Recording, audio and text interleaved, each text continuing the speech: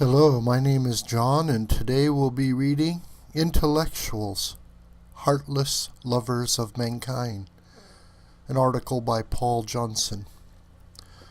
Paul Johnson is a great English historian, journalist, and a man who's lived a very worthy life.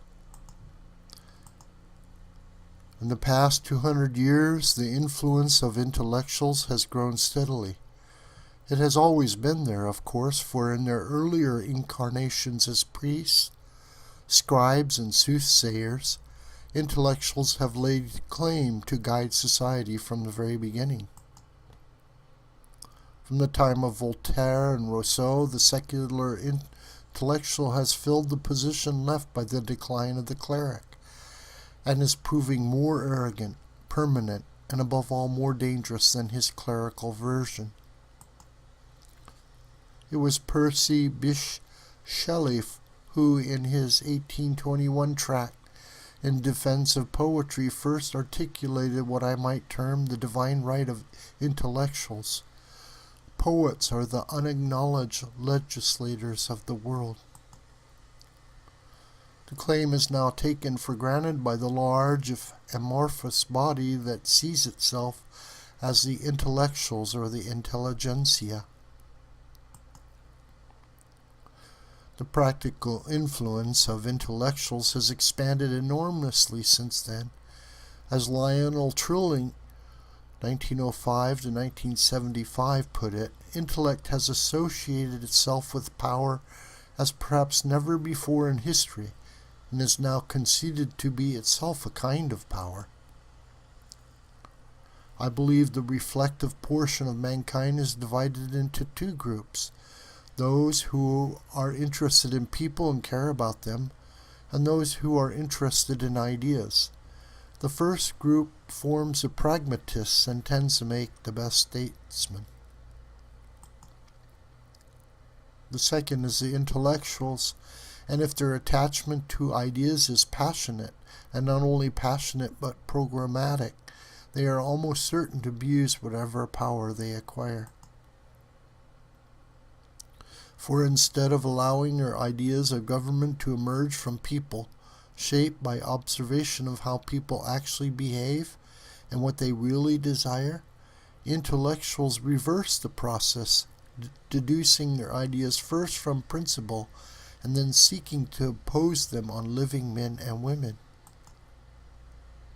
Almost all intellectuals profess to love humanity and to be working for its improvement and happiness. But it is the idea of humanity they love, rather than the actual individuals who compose it. They love humanity in general, rather than men and women in particular. Loving humanity as an idea, they can then produce solutions as ideas. Therein lies the danger, for when people conflict with the solution as idea, they are first ignored or dismissed as unrepresentative. And then, when they continue to obstruct the idea, they are treated with growing hostility and categorized as enemies of humanity in general. Thus the way is open for what W.H. Auden, a typical hard-nosed intellectual of his day, approvingly called the necessary murder, the liquidation of class enemies, to use the Leninist expression, and the final solution, as the Nazis put it, are both the terminal point of intellectual process. Insensitivity to the needs and views of other people is indeed a characteristic of those passionately concerned with ideas, for their primary focus of attention is naturally with the evolution of those ideas in their own heads. They become, in the full sense, egocentric. The intellectual's indifference or hostility is not directed merely toward those who do not fit into his schemes for humanity in general, but also those in his own circle who, for one reason or another, refuse to play their allotted roles in his own life. The more I study the lives of leading intellectuals, the more I perceive the ravages of a common, debilitating scourge, which I call the heartlessness of ideas. The rise of the new secular intellectual has produced some notable specimens. Shelley, who lived at the beginning of the 19th century, was a prototype, so far as Anglo-Saxon countries are concerned, of the modern Western progressive intellectual. He coined the notion of the right of intellectuals to influence public events. The poet, and by extension the intellectual class as a whole, was the true legislator, because he had a purity in his devotion to ideas, not open to men of the world, the common clay. He was disinterested. But Shelley exhibited in his own life what can be seen as characteristic failing of progressive intellectuals: the inability to match his general benevolence to his particular behavior. His treatment of virtually every human being over whom he was able to exercise some emotional or physical power was, by the standards of the common clay he despised, atrocious. Any moth that came near his fierce flame was singed. His first wife, Harriet, and his mistress, Fay Godwin, both committed suicide when he deserted them. In his letters he denounced her actions roundly for causing him distress and inconvenience. It looks as though he was about to desert his second wife, Mary, the author of Frankenstein, when his death by drowning ended his power to hurt. His children by Harriet were made wards of the court. He erased them completely from his mind, and they never received a single word from their father. Another child, a bastard, died in Naples Foundling Hospital, where he had abandoned her. Shelley was particularly skillful at exploiting women and servants. He wrecked the life of a schoolmistress, Elizabeth Hitchener, by seducing her both to his bed and his political schemes, got her in trouble with the police, borrowed £100 from her savings, which was never repaid, and then abandoned her, denouncing her narrow vision and selfishness. He left a trail of other victims, mostly humble landladies and tradesmen. He always had servants, but few were ever paid. Shelley's depredations never shook his superb confidence in what he called my tried and unalterable integrity. Criticism, however well documented, left him cold. I speedily regained the indifference which the opinion of anything or anybody but our consciousness merits. Explaining to a friend why he was deserting his wife and running off with another woman, he wrote, I am deeply persuaded that, thus enabled, I shall become a more constant friend, a more useful lover of mankind, a more ardent asserter of truth and virtue. Karl Marx, who lived in the 19th century, was another example of a man who became convinced that it was his duty to put ideas before people. Hence his relentless and often unthinking cruelty to those around him became a kind of distant adumbration of the mass cruelty his ideas would promote when they finally became the blueprint of Soviet state policy. His father, who was afraid of him, detected the fatal flaw. In your heart, he wrote his son, egoism is predominant. Marx was particularly odious to his mother, who rebuked him for his financial improvidence and ceaseless attempts to dun for cash. What a pity it was, she remarked, that he did not try to acquire capital instead of writing about it. There was an enormous gap between Marx's egalitarian ideas and the way in which he actually behaved. In one way or another, he inherited considerable sums of money. He never had less than 2 servants. He had a horror of what he called a purely proletarian setup. He made his wife send out visiting cards in which she was described as Nie Baroness Westphalen. He would not let his 3 daughters train for any profession or learn anything except to play the piano. He kept up appearances by pawning the silver and even his wife's dresses. He seduced his wife's servant, begot a son by her, then forced Frederick Engels to assume paternity.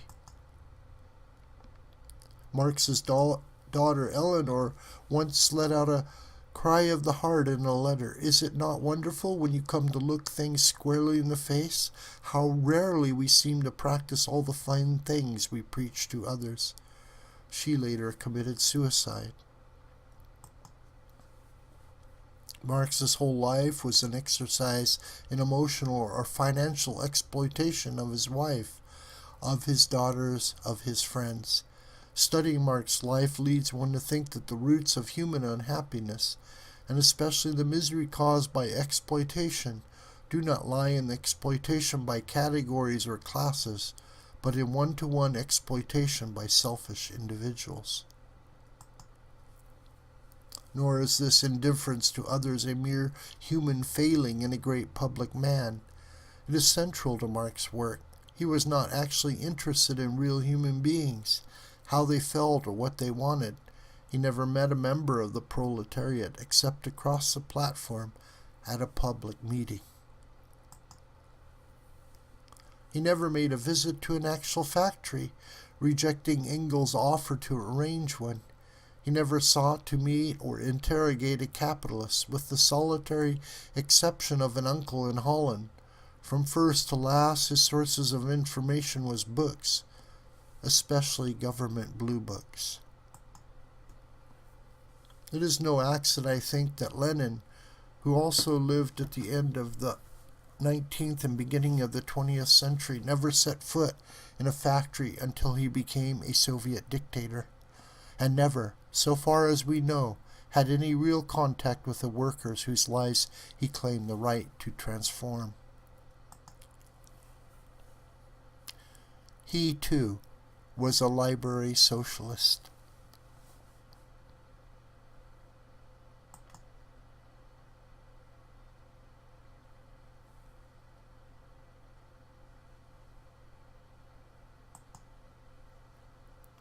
Nor did Stalin ever seek out the working man or the peasant to discover what he actually wanted. He was also a great devourer of statistical columns. What masses of facts these monsters ingested before they went on to devour human flesh. One might say that the road to the Gulag is paved with unwritten PhD theses. Many, of course, have lamented the way that Marxism reflected its founders' indifference to people as emotional living human beings. If only, it is said, Marx had been able to read Sigmund Freud. But if we examine Freud's life, we find the same dichotomy, an unbridgeable gap between theory and practice, between ideas and people. Now Freud, who lived in the 19th and the 20th century, unlike Shelley and Marx, was in many ways a good man, even a heroic one. But this too was another case of a man who never allowed his ideas to penetrate his private relationships or improve his dealings with people. Unlike Marx, he did not look into blue books. He looked into his own mind, and there found infinite reasons for righteousness. Freud was the dominant patriarchal male all his life. His wife was little more than his servant, even spreading the toothpaste on his toothbrush like an old-fashioned valet. He never discussed his work or theories with her, and never encouraged her to ply his work in raising their children, nor did he himself. He sent his sons to the family doctor to learn the facts of life. His large household revolved entirely around his own needs and habits. When a visitor raised a Freudian issue, Freud's wife replied pointedly, "We don't discuss anything like that here." There was a strain of exploitation both in his family life and still more in his treatment of his followers. Men like Adler and Young were accused of treachery and renounced as heretics. Worse, he wrote of their moral insanity. He could not believe that anyone who had once come under his influence and then had broken away could be wholly sane. He thought that heresiarchs like Young were actually in need of psychiatric treatment. Modern, progressive intellectuals are similarly frustrated by those who do not share their ideas. I've been reading a book by Robert L. Hellbrunner called The Nature and Logic of Capitalism. There is no evidence that the author, any more than Marx, really knows anything about capitalists or what motivates them. Mr. Hellbrunner simply assumes that capitalism is primarily about the exercise of power over people. This seems to me complete nonsense. I incline to the contrary belief of Dr. Samuel Johnson, 18th century sage, when he observed, "Sir, a man is seldom so innocently employed as when he is getting money." Johnson's opinion was shared by John Maynard Keynes, 19th and 20th centuries. "It is better," he wrote, "that a man should tyrannize over his bank account than over other human beings." Both Johnson and Keynes were among the many intellectuals who did not succumb to the desire to push others around, a desire that can also affect intellectuals on what most would call the right. For example, Ayn Rand, 20th century, the novelist philosopher who championed the dignity of man and the individual's right to be free of control by others, humiliated and dominated many who came to know her privately. But there are good reasons why most intellectuals share common ground with socialists. Keynes gets to the heart of the matter, for avarice is far less dangerous than the will to power, especially power over people. It is not the formulation of ideas, however misguided, but the desire to impose them on others that is the deadly sin of the intellectual. That is why they so incline by temperament to the left, for capitalism merely occurs if no one does anything to stop it.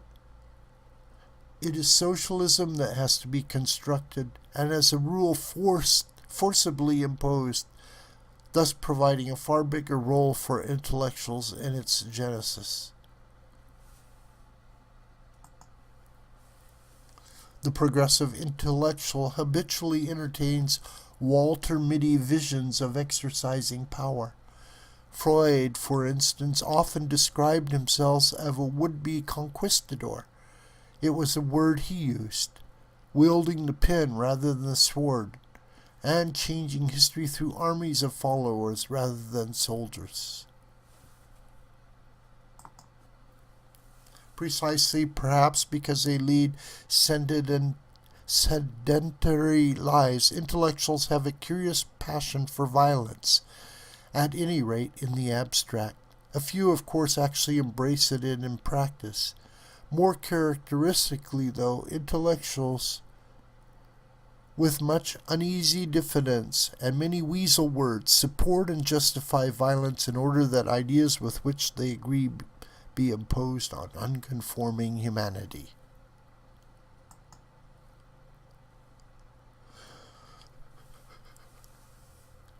In the 20th century, building upon 19th century foundations, the appetite for violence in the pursuit and realization of ideas has become the original sin of the intellectual.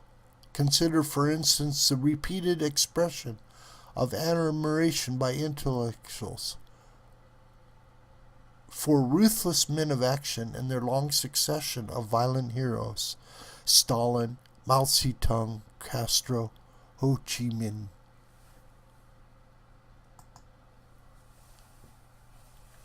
Intellectuals occasionally demur at the quantity of the slaughter, the sheer number of the necessary murders.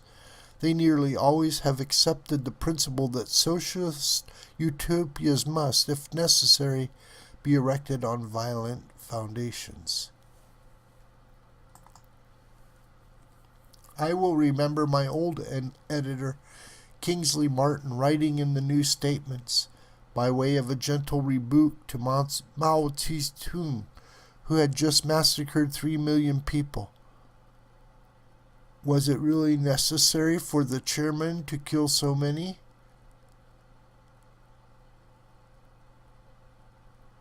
This provoked a letter from his old liberal friend, Leonard Woolf. Would Mr. Martin kindly inform the readers he asked the maximum number of deaths he would have deemed appropriate? While the armchair men of violence in the West applauded and condoned, intellectuals elsewhere participated and often directed the great slaughters of modern times. Many helped create the Cheka, the progenitor of the present KGB. Intellectuals were prominent at all stages in events leading up to the Nazi Holocaust.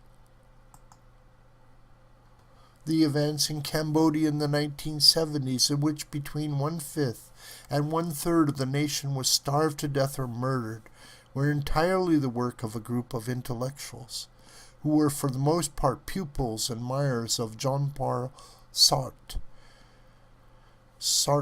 children, as I call them.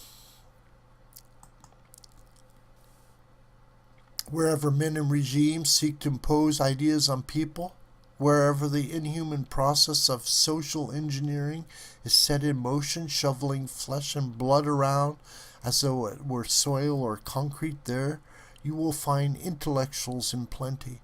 Pushing people round is a characteristic activity of all forms of socialism, whether Soviet socialism or German National Socialism.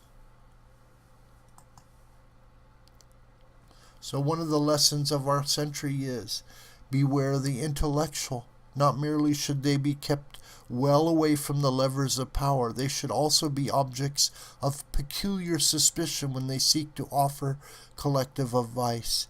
Beware committees, conferences, leagues of intellectuals. For intellectuals, far from being highly individualistic and nonconformist people, are in fact ultra-conformist within the circles formed by those whose approval they seek and value. This is what makes them en masse so dangerous, because it enables them to create cultural climates which themselves often generate irrational, violent, and tragic courses of action.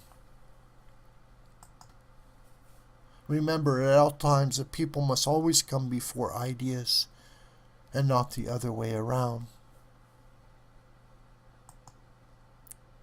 This video is a production of the School of the White Crane. My name is John Brooker.